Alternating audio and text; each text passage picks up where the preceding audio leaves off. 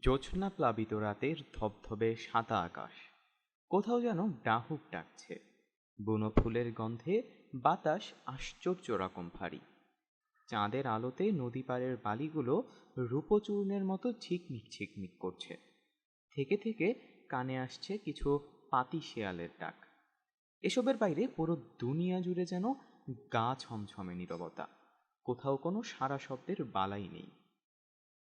জ্যোৎস্নার জোয়ার ভেদ করে গ্রামীণ মেঠো পথের ধুলো উড়িয়ে বুনো ফুলের বুনো গন্ধকে পাশ কাটিয়ে দুজন মানুষ গন্তব্যে ফিরছে। দুজন বলা কি ঠিক? ওদের সাথে তো আরও একজন আছে, চাদরে মোড়ানো বরফ শীতল আস্ত একখানা শরীর, নরচরবিহীন। তাকেও কি গোনায় ধরা যায়? জীবনের সম্ভাব্য সকল পাঠ চুকিয়ে যে পাড়ি জমিয়েছে অন্য জগতে, এই জগতের বাসিন্দাদের তালিকায় তার নাম উঠানো উচিত হবে? মাঝে মাঝে বলদগুলো চেঁচিয়ে উঠছে। গোয়ানি উঠলেই তাদের পিঠে বসে যাচ্ছে সাধু মিয়ার বেতের বাড়ি। এই জ্যোৎস্না মুখরিত রাতে অরণ্যের এই সরু পথ চিনে চলতে বলদগুলোর বিশেষ অসুবিধে হবার কথা নয়, তবুও পথ চলতে আজ তাদের রাজ্যের অনীহা। কে জানে, চাদরে মোড়ানো ওই যে নিথর শরীর, তার ভারে হয়তো তারা ক্লান্ত হয়ে পড়ছে বারংবার। এ ভার বয়ে নিয়ে যাওয়া কি এতই সোজা? সত্যিই কি সোজা নয়? যদি নাই বা হবে, শহীদুলের কোলের উপর ওই নিথর শরীরখানা ওভাবে নিশ্চিন্তে পড়ে আছে কিভাবে? যে পাথুরে শরীরের ভার বইতে বলদরা অপারগ, তার ভার কত সহজেই বয়ে নিয়ে যাচ্ছে শহীদুল। তার কোলে কেমন নিবিড় নিশ্চিন্তে পড়ে আছে ওই দেহখানা। শহীদুলেরও যেন কোনো ক্লান্তি নেই, সেও নিরাবেগ, নিশ্চল, নিশ্চুপ। কথা শুরু করে সাধু মিয়া। এই ঘন গহীন অরণ্যের মাঝে, যেখানে বন্য জন্তুরাও বেঘোর ঘুমে অচেতন, সেখানে কতক্ষণই বার চুপচাপ পথ চলা যায়? অন্তত সাধু মিয়ার মতন মুখরা মানুষের পক্ষে এতক্ষণ মুখ বন্ধ করে রাখা সম্ভব নয়। তা ভাইজান, পোলাটা মল্ল কেমন কইরা?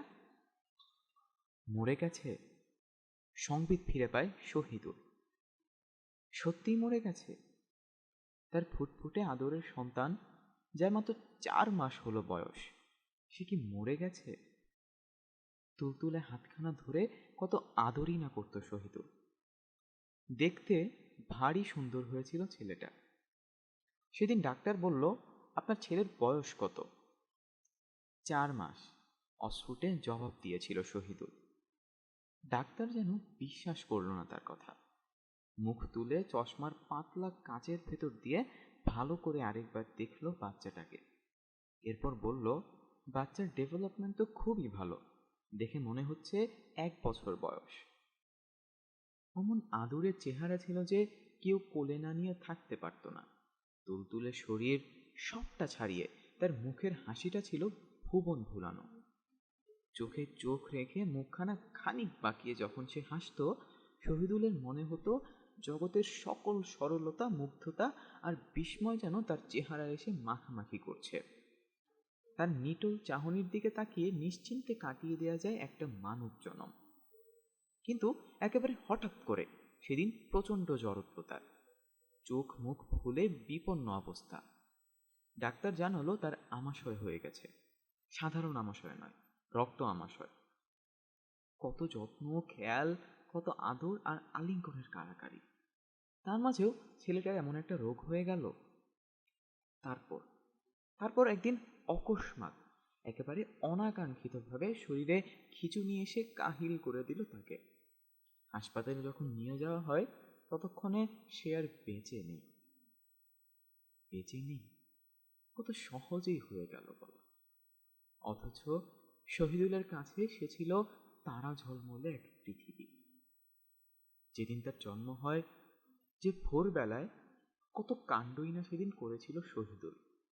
তার পাগলামোতে হাসপাতালের সকলে অতিষ্ঠ হয়ে যায়। কেউ কেউ বলেছিল পাগল। হ্যাঁ, পাগলই তো।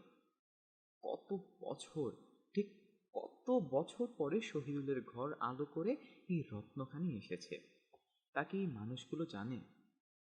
আল্লাহর কাছে কত করজোর মিনতি, কত আকুল প্রার্থনা ব্যাকুল আকাঙ্ক্ষার বহিঃপ্রকাশেই ফল, তা কি কেউ বুঝবে?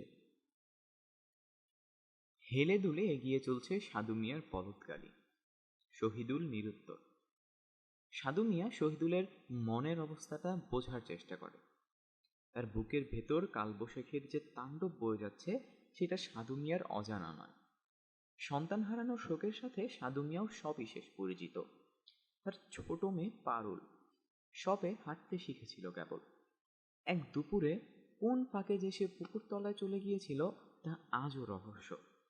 অতটুকু মেয়ে গুটি গুটি পায়ে অতটুকু পথ পাড়ি দিয়ে সোজা পুকুরে গিয়ে পড়বে, আর সারা বাড়ির কেউ তাকে একটিবারের জন্য দেখবে না, তাকে কম আশ্চর্যের ব্যাপার। সারা দিন খুঁজে খুঁটেও পারুলের হদিস মিলল না। পরে সন্ধ্যের আগে আগে আস্ত পারুল ভেসে উঠল পুকুরের মাঝে। পারুলের মৃত্যু নিয়ে অনেক জল্পনা কল্পনা, অনেক লোকগল্পের অবতারণা হয় মানুষের মুখে মুখে। সময় গড়িয়ে যায়, কেবল নেভে না সাধু মিয়ার বুকের দহন। ছোট্ট পারুলের সোনাবরণ চাহনিটা যেন আজও সমস্ত সৌন্দর্য, সমস্ত ঐশ্বর্য নিয়ে সাধু মিয়ার চোখের সামনে পাশ্বর হয়ে আছে। অতএব সাধু মিয়া বোঝে সন্তানহারা পিতৃ হৃদয়ের যাতনা। যাত্রী হিসেবে শহীদুলের সাথে আরও একজন আছে, মিনু, শহীদুলের স্ত্রী। সেও নিরুত্তর, নিষ্পলক। তার চোখের দৃষ্টি যে কোথায় কোন দিগন্তে গিয়ে স্থির হয়ে গেল তা কেউ জানে না। যে জঠর ভেদ করে একদিন এসেছিল প্রাণের ফোয়ারা, সেই ফোয়ারা আজ ফুরিয়ে গেছে, নিঃশেষে মিলিয়ে গেছে শূন্য দিগন্তে। মিনুর বুক ফেটে কান্না আসে, কিন্তু সে কাঁদতে পারে না। অশ্রুরাও আজ পলাতক চোখ থেকে। নিদারুণ অবসাদে ভেঙে আসে শরীর। বিপন্ন বিষাদে ক্ষত বিক্ষত সে। কাতর আর্তনাদে ঘুমিয়ে ওঠে মন। তবুও আজ যেন কাঁদতে মানা। আজ কি কাঁদবার দিন? পাথরের মূর্তির মতন বসে থাকে সেও। জ্যোৎস্না রাঙানো রাতের আকাশ, বুনো ফুলের মনোহর গন্ধ, মাঝে মাঝে টাহুকের ডাক, এ সব কিছু জুড়ে মিনুর কত মুগ্ধতা। কিন্তু শোক আর শখের লড়াইয়ে আজ শোকটাই জয়ী। এই তারা ভরা রাত, অরণ্যের অসামান্য সৌন্দর্য, কোনো কিছুতেই আজ মিনুর মুগ্ধতা নেই। সাধু মিয়ার বলদের গাড়ি যখন জালাল মাস্টারের উঠোনে এসে পৌঁছয়, তখন আকাশ ধপধপে ফর্সা হয়ে গেছে। ভোরের সোনারঙা রোদ এসে পাতায় পাতায় জাগিয়ে তুলেছে শিহরণ। ঘুম ভেঙেছে পাখ পাখালির। তাদের মুখরিত কলরব চারদিকে তৈরি করেছে ব্যস্ততার আবহ। সবুজ ঘাসের মাথায় জমে থাকা শিশির বিন্দুর ওপর রোদের ছোঁয়া এসে লাগায়, সেগুলো স্বর্ণ রেণুর মতন ঝলমল করে উঠল। ভোর হয়েছে। জালাল মাস্টারের বাড়িতে শোক যাপনের একটা আগাম প্রস্তুতি নেওয়া ছিল, কেবল আনুষ্ঠানিক যাত্রা পর্বটাই বাকি। শহীদুলের আগমনে যেন সমস্ত শোক আছড়ে পড়ল বাড়িটার প্রশস্ত উঠোনে। বাড়ির মহিলারা টুকরে কেঁদে উঠল। হায় হায় রব উঠল আকাশে বাতাসে। শহীদুলের মা পাথর হয়ে বসেছিলেন উঠোনের এক কোণে। শহীদুলের কোলে চাদরে মোড়ানো নিথর শরীরটার দিকে দৃষ্টি পড়তেই কান্নায় ভেঙে পড়লেন তিনিও। বুক চাপড়ে কান্না বিজড়িত গলায় বলতে লাগলেন, এ কি হলো রে বেটা তোর, এ কি হলো? শোকের মাতমে জালাল মাস্টারের বাড়ি তখন আচ্ছন্ন। শোকে মুহ্যমান মানুষগুলোর চেহারায় ভর করেছে ঘন বিষাদের কুয়াশা। রোদের তীব্রতাও এই কুয়াশা কাটাতে পারে না। একখানা মাদুরে আলতো করে শহীদুল শুইয়ে দিল তার কোলে থাকা নিথর শরীরটাকে। তারপর আস্তে আস্তে অনাবৃত করল তার চেহারা। যখন চাদরের আবরণ ভেদ করে প্রস্ফুটিত হলো সন্তানের অবয়ব, শহীদুল আর নিজেকে ধরে রাখতে পারল না। জমানো শোকের ভার আর সইতে পারল না সে। সন্তানের অনর দেহটাকে বুকের সাথে জড়িয়ে নিয়ে হাউমাউ করে কেঁদে উঠল সে। চুমুতে চুমুতে ভরিয়ে তুলল সারা দেহ। এখনো পাথর মূর্তি হয়ে দাঁড়িয়ে আছে মিনু। মাদুরে শোয়ানো সন্তানের দিকে তার দৃষ্টি নিবদ্ধ। চেহারায় নেমে এসেছে কালবৈশাখীর সমস্ত ঘন কালো মেঘ। তার অসহায় চাহনি, ব্যথাতুর চোখে সে যেন শেষবারের মতন দেখে নিচ্ছে বুকের মানিককে। রাক্ষসী, বিপুল জনতার স্রোতে একটা রব উঠেছে বটে। ও বাড়ির আলেয়ার মা, যাকে সবাই রাঙ্গা মা বলে ডাকে, তার মুখ থেকেই বেরিয়ে আসে এই শব্দ। মুহূর্তে সকল জনতার মনোযোগ, সকল আকর্ষণ যেন এই একটি শব্দকে কেন্দ্র করে আবর্তিত হতে শুরু করে। একান ওকান থেকে 7, 5, 10 কান হয়ে গেল। সবার তীক্ষ্ণ তির্যক দৃষ্টি এসে পড়ল উঠোনের অন্য পাশে জবুথবু হয়ে দাঁড়িয়ে থাকা বেচারি মিনুর উপর। ভিড় ঠেলে এগিয়ে এলো শহীদুলের মা। আলিয়ার মুখের মুখোচ্চারিত শব্দটাকে দ্বিগুণ উৎসাহের সাথে লুফে নিয়ে সেই শব্দটাকে পুনরায় বাতাসে গুঞ্জরিত করে দেওয়ার কাজটা খুব ভালোভাবেই করতে পারলেন তিনি। আরো বহুগুণ শোকে যেন ভেঙে পড়লেন আলিয়ার মায়ের আঁচলে। কান্না আর ক্ষোভের দারুণ সংমিশ্রণে তিনি বলতে লাগলেন, ঠিকই কইছেন বুজান, বউ নয়, এ সাক্ষাৎ রাক্ষসী। আমার ছেলেটার জীবনটারে তামা তামা কইরা দিল এই পোড়ামুখী। আমার ছেলে সংসার সব তছনছ কইরা দিল গো বউ, আমার সব শেষ। শেষমেশ নাতিদেরও খাইল এই জল্লাদি। অপলক তাকিয়ে আছে মিনু। কোন শোক সামাল দিবে সে? পুত্র বিয়োগের শোকে কাতর হবে, নাকি অসহায় আর্তনাদে আর্তচিৎকার করে উঠবে তার দিকে ধেয়ে আসা অপবাদের অপমানে? মুহূর্তে এই অপবাদের সুর বাতাসের গতিতে হুড়মুড় করে ছড়িয়ে পড়ল বাড়িময়। সবার কাছে একটি ছোট্ট শিশুর মৃত্যুর ঘটনার চাইতেও গুরুত্বপূর্ণ হয়ে উঠেছে শহীদুলের বউয়ের রাক্ষসী হয়ে ওঠার গল্পটাই। চারিদিক থেকে ভেসে আসতে লাগলো চিৎকার। মহিলারা মুখে কাপড় দিয়ে বলছে রাক্ষসী বটে। পুরুষেরা ধিধিক্কার করছে শহীদুলকে। এমন অপয়া অলক্ষণে মেয়ের সাথে কেন সে ঘর সংসার করছে তাই উপস্থিত জনতা বুঝে কুলিয়ে উঠতে পারছে না। কাহিনীর নেপথ্যে কারণ আরো পেছনে, আরো গভীরে। ছেলের বউ হিসেবে মিনু কখনোই শহীদুলের মায়ের পছন্দের তালিকায় থাকতে পারেনি। নেহাত শহীদুল এবং তার বাবার পছন্দের বলেই মিনু এ বাড়ির বউ হয়ে উঠতে পেরেছিল। কিন্তু মিনুর কপালের লিখন যে অন্য। যে সন্ধ্যায় শহীদুল মিনুকে ঘরে তুলে আনে, ঠিক ওই রাতেই শহীদুলের বাবা হার্ট অ্যাটাকে মারা যান। একেবারে হঠাৎ মৃত্যু যাকে বলে। সে রাতেও বেশ কানাকানি, বেশ কথা চালাচালি হয়েছিল কারো কারো মধ্যে। আইস্কার দিন রাতেই এমন ঘটনা ঘটল বলে বিস্ময় প্রকাশ করেছিল আশেপাশের চাচি জেঠিরা। সভ্যতার সম্ভাব্য সকল আলো থেকে দূরে এমন প্রত্যন্ত অঞ্চলের মাঝে এমন একটা ঘটনা থেকে যে নানান ডালপালা গজাবে তা তো জানা কথাই। জালাল মাস্টারের বাড়িতেও তাই হলো। তবে শহীদুলের অপ্রতিরোধ্য ভালোবাসা, অপরিসীম প্রেম আর সুষম শিক্ষার কারণে সেদিন সেই গুঞ্জন খুব বেশি মাথাচাড়া দিয়ে উঠতে পারেনি। কিন্তু ঘটনা সেখানেই সরল সমাপ্তি ছিল না। তাদের বিয়ের 1 মাসের মধ্যে একটা দুধেল গাভী হঠাৎ বিকারে ধরফরাতে মারা গেল। বর্ষার ভারী বর্ষণে সেবার শহীদুলদের চাষের 2 বিঘা জমি ফসল সমেত অথই পানির তলায় তলিয়ে গেল। ঘটনা যখন এই, তখন কি আর পাড়াপড়শিদের বুঝতে বাকি থাকে কিছু? সন্দেহের সকল সঙ্গবদ্ধ তীর ধেয়ে এলো মিনুর দিকেই।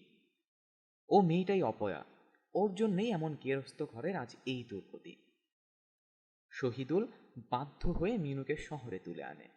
মাকে কত অনুনয় বিনয় করেছিল তার সাথে শহরে এসে থাকতে, কিন্তু তিনি রাজি হননি। স্বামীর রেখে যাওয়া ভিটেমাটি ছেড়ে তিনি দূর প্রবাসে গিয়ে থাকবেন, এ তো স্বপ্নেরও অতীত, কল্পনারও বাইরে। অতএব শহীদুল মিনুকে নিয়েই শহরে সংসার পেতেছিল। মিনু অপয়া এমন কুসংস্কারে শহীদুল কখনোই কর্ণপাত করেনি। ধর্মীয় শিক্ষা তার যথেষ্টই আছে। মিনুরও ধর্মীয় শিক্ষার কমতি নেই। তাই গ্রামের সরল মানুষের গরল ভাবনা তাদের দূরত্বের কারণ হয়ে উঠতে পারেনি কখনোই। শহীদুলের মা মিনুকে উদ্দেশ্য করে বলল, দেখ দেখ, রাক্ষসীটার দিকে তাকায়া দেখ, 1 ফোঁটা জল নাই চোখে, 1 ফোঁটা কান্দনের আলামত নাই। শ্বশুরে খাওনের পর নিজের পোলাডারেও খাইল ডাইনিটা। ও আল্লাহ, তুমি আমার বাপটারে বাঁচাও, এই রাক্ষসীর কবল থেকে তুমি আমাদের মুক্তি দাও গো মাবুদ। মিনু তার সেই ক্লান্ত, ভারাক্রান্ত, অসহায় চাহনি নিয়ে শহীদুলের মুখের দিকে তাকায়। আশা করে শহীদুল হয়তো এখনই ফোঁস করে উঠবে, ভেস্তে দেবে অপবাদের সমস্ত পসরা। কিন্তু আজ আজ শহীদুলও যেন পরাজিত, কিংবা সকলের সঙ্গবদ্ধ তিরস্কারের কাছে অপাঙ্ক্তেয়। আজ পাড়াপড়শির দিন। আজ দিনটাই শহীদুলের মায়ের। দীর্ঘদিনের জমানো ক্লেদ, জিঘাংসা এবং রোষের সমস্তটাই যেন আজ প্রবল উৎসাহে বেরিয়ে আসতে চাইছে। জনতার যৌথ জনরোষের কাছে আজ শহীদুল মাথা তুলে দাঁড়াতে পারছে না, অথচ তাকেই আজ খুব বেশি দরকার মিনুর, খুব বেশি প্রয়োজন। সে রাতে পরপর দ্রুত ঘটনা ঘটে গেল। মায়ের মুখের দিকে তাকিয়ে শহীদুল তালাক দেয় মিনুকে, এবং ওই রাতেই পাশের বাড়ির তরফদারের মেয়ের সাথে বিবাহ বন্ধনে আবদ্ধ হয় শহীদুল। শোক সন্তপ্ত বাড়িটাতে শোকের আবহকে পাশ কাটিয়ে প্রতিশোধের চরম জিঘাংসাই যেন প্রথম এবং প্রধান বিষয় হয়ে দাঁড়ালো।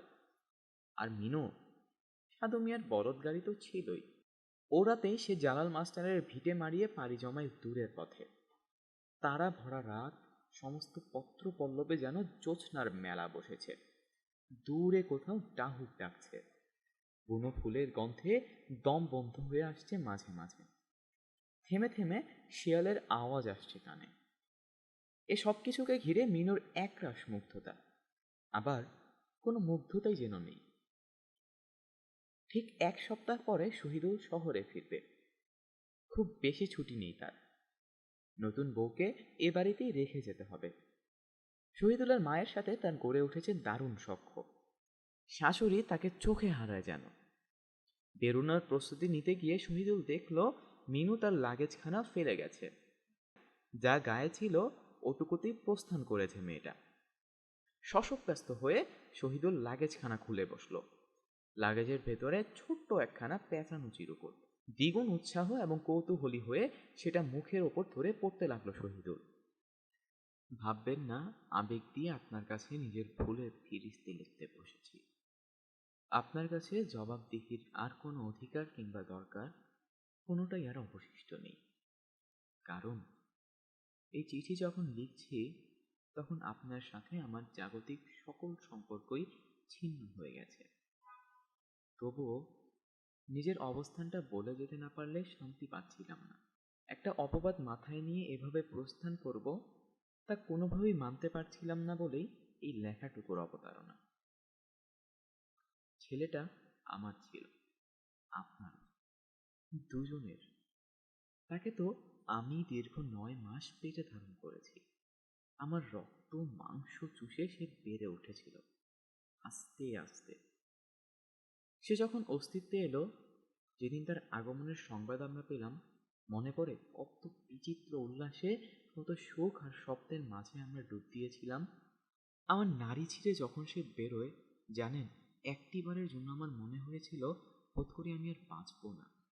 তখন আমার মায়ের কথা খুব মনে পড়েছিল। মায়ের মুখটা না দেখেই আমি যদি মরে যাই, কেমন যেন একটা অতৃপ্তি রয়ে যাবে মনে। কিন্তু পরক্ষণে যখন আমাদের সন্তানের কথা মনে এলো, যখন মনে হলো যে আমার শরীরে বেড়ে উঠছে অন্য আরেক আমি, সে বেঁচে থাকলেই আমার বেঁচে থাকা হবে, তখন মনে হলো না, এমন মৃত্যুতে ভয় কিসের, এই যে বিড়ম্বনার মৃত্যু। যখন বাবুটা এলো পৃথিবীতে, আমাদের সেই দিনগুলোর কথা মনে পড়ে।